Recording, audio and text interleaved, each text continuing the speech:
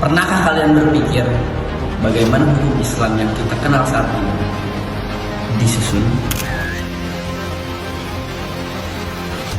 Siapakah sosok utama sistem usul fikih dan metode ijtihad yang dipakai oleh para ulama sampai sekarang? Dialah Imam Syafi'i, ulama yang bukan hanya ahli hadis tapi pendiri metode berpikir hukum Islam.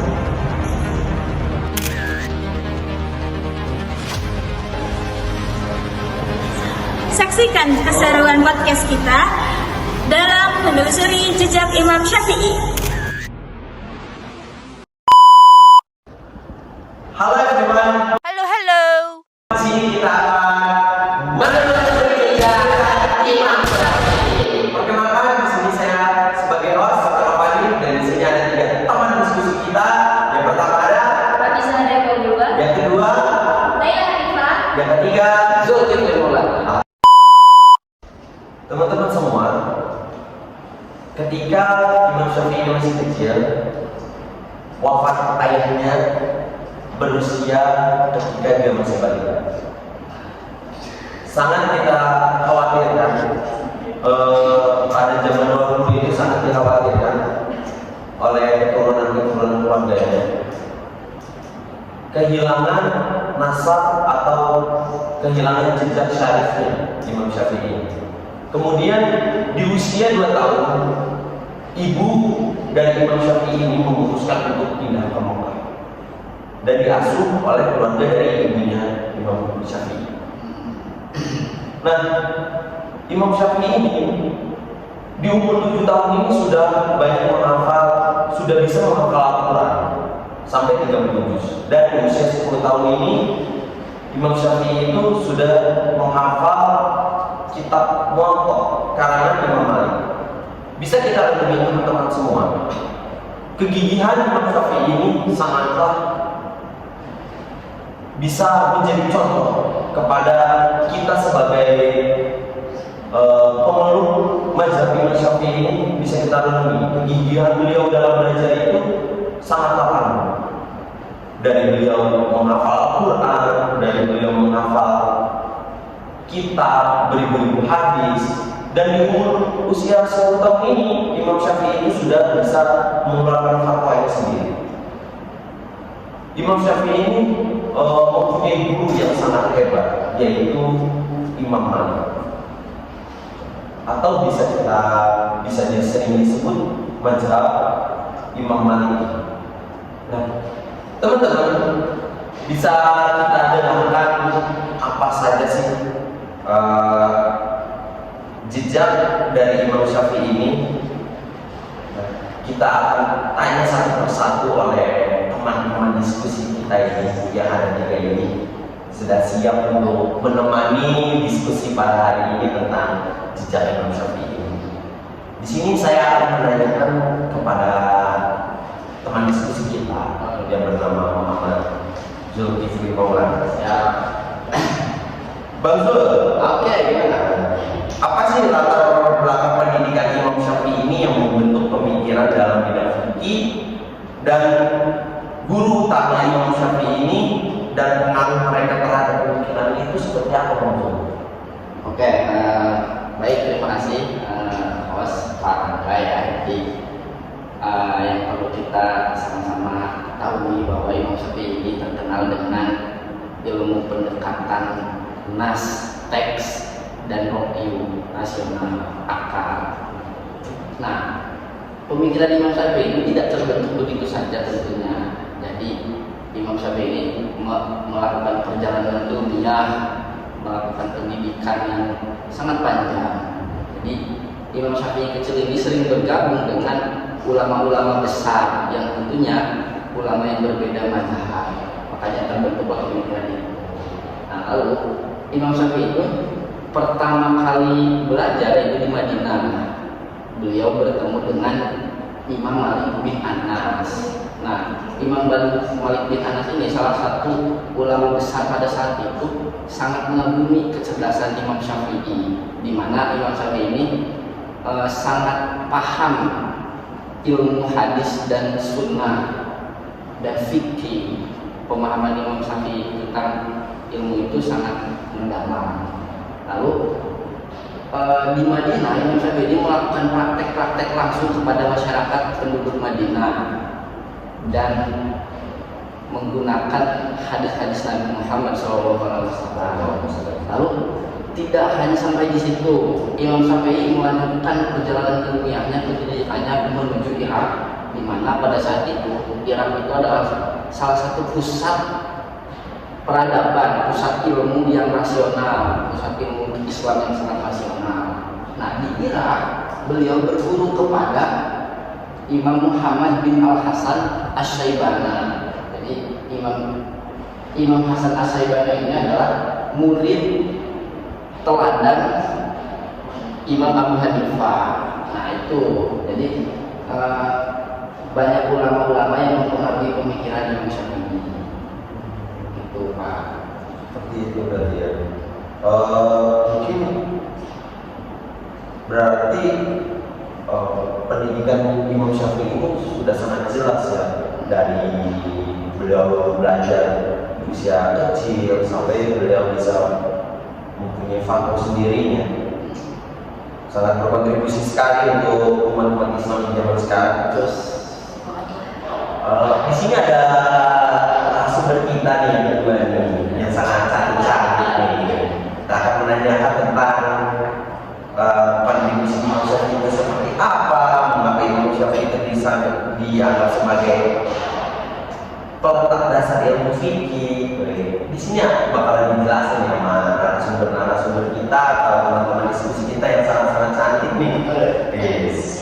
Yang kedua adalah Mbak Ulba, Barabiza. Saya ingin menanyakan tentang diskusi tentang Imam Syafi'i ini seperti apa. Apa sih Barabiza ini kontribusi Imam Syafi'i dalam menyatukan dua untuk pemikiran hukum, yaitu ahlul ra'yi dan ahlul hadis. Itu seperti apa Barabiza? Baik, ini topik yang menarik ya, karena dua pendekatan ini dulu sering dianggap bertolak belakang, tapi Imam Syafi'i ini hadir sebagai tokoh yang menjembatani keduanya dengan metode ilmiah yang keren. Nah, yang pertama kita harus tahu dulu siapa itu ahlul hadis dan ahlul ra'yi.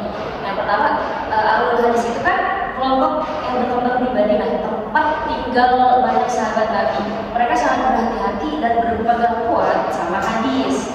Kalau ada pertanyaan hukum, mereka akan cari hadis dulu. Kalau nggak ada hadis, mereka cenderung nggak berani menetapkan hukum yang baru gitu. Nah, tokoh utama dari ahlul hadis ini Imam Malik dan Imam Ahmad bin Hambal. Kemudian yang kedua ada ahlul ra'yi. Kelompok ini berkembangnya di Kufah, khususnya Irak, lebih sering memakai akal dan logika dengan menggunakan metode seperti kias atau analogi, ihtisan, masalah yang terbaik, masalah yang terbaik, atau ijtihad. Tokoh utama dari ahlul ra'yi itu Imam Abu Hanifah dan muridnya. Masalahnya, ahlul hadis ini dianggap terlalu kaku dan kurang fleksibel terhadap persoalan baru, sedangkan ahlul ra'yi ini dianggap terlalu bebas dalam berpendapat. Maka ketegangan antara keduanya ini kadang bikin perbedaan hukum yang jauh. Kita masuk nih, tadi udah disinggung ya oleh Rangga, Imam Syafi'i kan lahir di Gaza, Palestina, besarnya di Mekah. Sejak kecil dia udah hafal hadis Al-Quran kan. Nah, pas usia muda, beliau langsung belajar langsung dari Imam Malik di Madinah. Artinya ini beliau paham cara berpikirnya ahlul hadis gitu. Kemudian beliau pindah ke Irak dan berdebat, berdiskusi sama murid-muridnya Imam Abu Hanifah. Nah, dari sini Imam Syafi'i itu kenal metode ahlul ra'yi yang memakai akal dan kias secara luas. Karena menguasai dua pendekatan ini, Imam Syafi'i bukan hanya membandingkan, tapi beliau mulai merumuskan metode baru yang menentukan antara ahlul ra'yi sama ahlul hadis ini. Nah, disinilah kontribusi besar Imam Syafi'i menyatukan dua kutub. Beliau mengambil kekuatan ahlul hadis, yaitu kesetiaan pada sunnah dan kehati-hatian. Beliau mengambil kekuatan ahlul ra'yi, yaitu keberanian memakai akal dalam hal yang tidak dijelaskan oleh Al-Quran atau hadis. Tapi beliau ini menertibkan akal. Kias itu boleh, tapi jelas dasarnya. Beliau menolak ihtisan karena menurutnya terlalu subjektif dan berbahaya jika dijadikan suatu dalil. Dengan begitu Imam Syafi'i ini berhasil menyatukan dua cara berpikir besar, jadi sistem hukum yang seimbang, patuh terhadap wahyu, tapi juga terbuka terhadap akal sehat. Makanya beliau dijuluki sebagai bapak usul fikih atau penyatu metodologi ahlul hadis dan ahlul ra'yi. Dinamisnya pemikiran Imam Syafi'i ini dibuktikan oleh qaul qadim dan qaul jadid.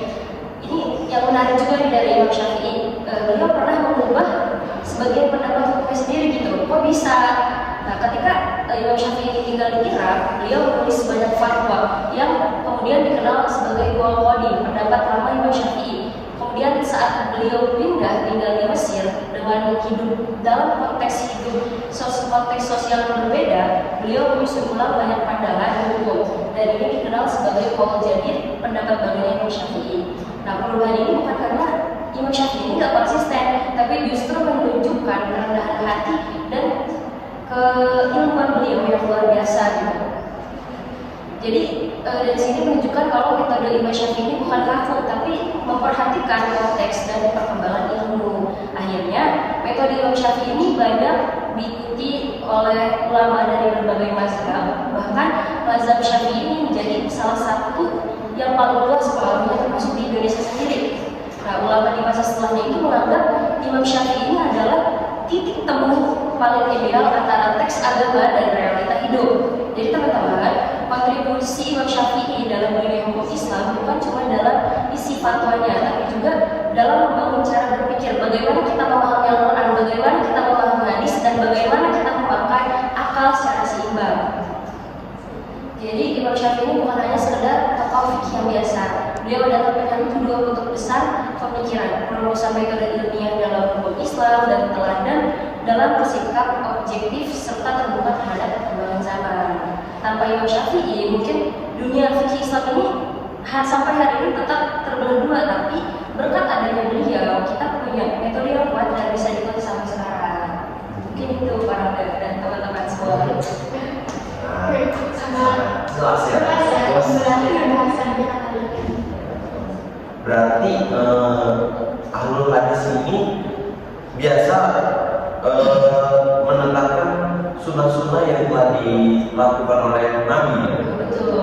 Dan royo ini bisa kita analogikan dengan kias lah ya, atau dengan metode ijtihad seperti itu ya. Nah, di sini teman-teman diskusi kita hari ini ada narasumber kita yang sangat cantik-cantik nih. Di sini saya akan menanyakan tentang mengapa sih Imam Syafi'i itu dianggap sebagai peletak dasar ilmu usul fikih yang tadi sudah disinggung oleh Mbak Riza. Kalau tidak ada Imam Syafi'i, makanya bisa membelah dua perbedaan pemikiran mazhab. Makanya ada Imam Syafi'i ini disebut sebagai peletak dasar ilmu usul fikih. Mengapa itu, Mbak Laila? Baik, kita sebelumnya berterima kasih kepada host dan Bang Kipli dan Kak Mizani. Tadi udah disinggung ya tentang bahwa Imam Syafi'i itu kan bapak usul fikih. Nah, kita ketahui dulu usul fikih itu apa. Usul fikih adalah ilmu yang menjelaskan bagaimana hukum Islam digali dari sumber-sumbernya. Kalau misalkan nih kita pengen tahu nih sesuatu itu hal atau haramnya kan digali dari merujuk dari sumber hukum kan, kayak Al-Quran, ijma, Al-Quran, hadis, ijma dan qiyas gitu kan. Beliau ini orang yang pertama menyusun prinsip-prinsip ijtihad dan hukum sumber hukum Islam secara sistematis dan bentuk ilmunya tersendiri gitu. Nah, Imam Syafi'i ini menulis metode-metodenya ini dalam karangan pertamanya, dalam karya yang pertama berjudul Ar-Risalah gitu kan. Ar-Risalah. Nah, Ar-Risalah ini menjadi kitab pertama dalam sejarah Islam yang secara eksplisit dan menjelaskan kaidah penerapan hukum Islam seperti otoritas Al-Quran, terus ada kedudukan hadis, syariat, diterimanya ijma, serta menggunakan qiyas, gitu kan, sebagaimana metode rasional dan hukum Islam. Nah, Imam Syafi'i juga mengatur syarat-syarat hadis yang dapat dijadikan hujah, mengatur bagaimana tarji atau memilih dalil yang sangat kuat atau memilih dalil yang sangat kuat jika ada perbedaan di antaranya, serta mempertegas kalau sunnah Nabi itu adalah hukum Islam kedua setelah Al-Quran. Nah, teman-teman tahu gak sih kalau Imam Syafi'i itu pernah bilang kalau nggak ada Al-Quran ikuti itu, kalau nggak ada hadis, kalau nggak ada cari hadis, kalau nggak ada juga boleh lihat di ijma. Kalau masih belum ketemu barulah pakai kias yang benar. Jadi beliau itu menghargai hadis, tapi juga tidak menolak akal. Beliau tidak sepenuhnya ahli yang tadi ahli hadis dan juga bukan ahli ra'yu yang murni. Sangat terpaparkan sekali oleh teman-teman diskusi kita pada hari ini nih teman-teman. Nah, sedikit mungkin ya tadi disebutkan tentang Imam Syafi'i itu bapaknya usul fikih karena kecerdasan beliau dalam menetapkan hukum Islam yang tadi bisa disebutkan, bisa melakukan taji itu seperti apa gitu. Beliau menggunakan pendapat atau dalil yang lebih kuat, makanya beliau bisa disebut dengan bapaknya Imam usul fikih karena kecerdasan beliau nih dalam dalam membentuk suatu mazhab. Beliau juga bisa berkontribusi di bidang bahasa Arab, juga ahli bidang sastra, syair, dan membantunya dalam memahami Al-Quran dan hadis dengan lebih dalam. Itu sangat berkontribusi sekali teman-teman. Teman-teman kalau lagi nonton podcast kita ini, sebelum kita lanjut ke pertanyaan kelima yang terakhir mungkin ya sebelum itu, teman-teman harus wajib baca dulu nih tentang buku karangan Imam Syafi'i dan biografi Imam Syafi'i itu seperti apa. Mungkin lebih lengkapnya teman-teman bisa baca di karangan-karangan dari Imam Syafi'i itu sendiri. Nah, di sini nih yang terakhir nih pertanyaan kelima, kita ke teman diskusi yang pertama nih, Bang Zul yang sangat kaset ya. Bang Zul, saya akan menanya nih, kenapa sih Imam Syafi'i menolak penggunaan istisqan secara mutlak dalam metode ijtihad? Mengapa? Ya, jadi sama-sama kita ketahui bahwa Imam Syafi'i ini menolak keras penggunaan istihsan dalam metode ijtihad. Nah, istihsan ini secara bahasa itu menganggap baik sesuatu. Dalam konteks hukum Islam, istihsan ini meninggalkan hukum yang berlaku karena ada pertimbangan kemaslahatan atau keadilan dalam satu kasus. Nah, meskipun tidak ada dalil yang jelas tentang istihsan ini, tentunya istihsan ini menurut Imam Syafi'i membuka celah untuk masuknya hawa nafsu dan subjektivitas akal. Makanya kenapa istihsan ini sangat ditolak keras di dalam metode ijtihad ini. Imam Syafi'i takut ulama-ulama mujtahid membuat hukum itu sesuai dengan kepentingannya, sesuai dengan keinginannya, sesuai dengan keputusannya, kan gitu. Subjektivitas sendiri kan gitu. Nah, dalam buku Ar-Risalah, Imam Syafi'i menjelaskan, barang siapa yang beristihsan maka dia bersyariat, dia membuat syariat, gitu. Nah, penolakan ini bukan berarti Imam Syafi'i anti terhadap akal. Nah, justru istihsan ini oleh Imam Syafi'i diganti menggunakan metode kias analogi hukum. Nah, gitu. Tapi dan kias ini memiliki dasar yang jelas dan terukur dalam nas, dalam teks ya. Jadi kias ini kias ini sudah ada caranya lah dalam nas, dalam Al-Quran dan Sunnah bagaimana penggunaan kias ini. Beda dengan penggunaan istihsan. Nah, penggunaan istihsan ini menurut Imam Syafi'i terlalu longgar dan tidak memiliki standar objektif yang bisa dijadikan pegangan secara universal. Seperti itu Pak. Jadi di saat ini untuk menghindari potensi penyalahgunaan, perbedaan pemahaman, kekhawatiran dan ketidakjelasan hukum.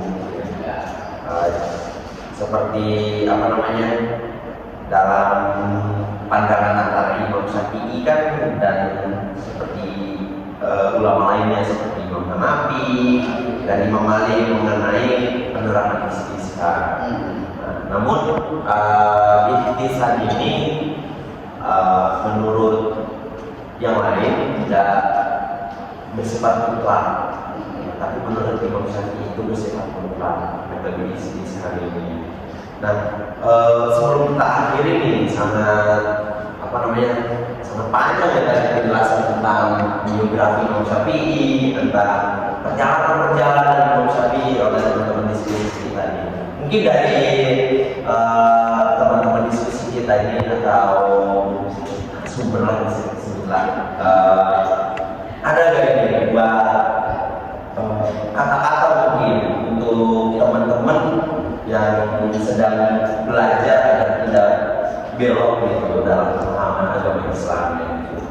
Buat barangkali gimana kata-kata ini buat konsisten lah gitu. Buat teman-teman kita kalau yang mau bagi mungkin barangkali gimana kata-kata hari ini buat supaya ini semangat. Berpikir adalah awal dari ilmu, bertanya adalah kuncinya, mencari adalah usahanya. Oke, alhamdulillah. Jangan lupa doa, semangat dan baca, karena sebaik-baiknya orang adalah bermanfaat bagi orang lain. Alhamdulillah. Kalau saya tidak punya kata-kata yang baik, tapi kaitan dengan Imam Syafi'i kita tuh jadi contoh untuk kita di mana yang ini secara pribadi sangat cerdas, sangat luar biasa, sangat terbuka, sangat rasional, sangat mencerahkan pemikiran-pemikirannya. Pokoknya untuk teman-teman yang masih belajar, semangatlah jadikan Imam Syafi'i sebagai panutan. Terakhir dari saya, guru terbaik adalah pengalaman yang benar-benar bermanfaat. Oke, saksikan episode selanjutnya. Kita mengucapkan terima kasih banyak. Bye bye.